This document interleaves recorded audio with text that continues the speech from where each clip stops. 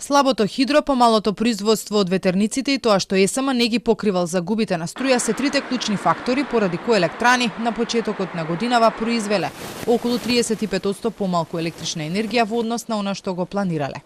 Од ЕСМ појаснуваат дека за првите 3 месеци направиле договор со универзалниот снабдувач Евена Хом да не ги покриваат загубите на струја во мрежата на електродистрибуција. И од електродистрибуција за Телма соопштија дека на тендерот на компанијата ЕСМ се јавиле со понуда која не била доволна за покривање на загубите во системот и одлучиле да склучат договор со други снабдувачи. Од најновиот годишен извештај на регулаторна може да се види дека и лани електродистрибуција за оваа намена користела струја од неколку трговци чии имиња се добро познати во јавноста, а не онаа на ЕСМ. Останатите фактори кои влијаеле на реализацијата на планот си помалото производство на струја од хидроцентралите и од ветерните паркови.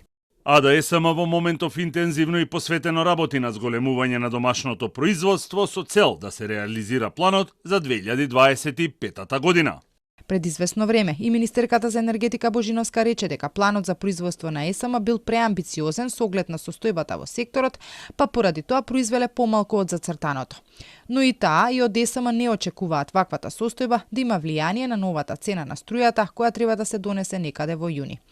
Од енергетскиот биланс може да се види дека планот е оваа година термоцентралите, односно објектите од кои најмногу се обезбедува електрична енергија, да произведат над 3900 гигават часови.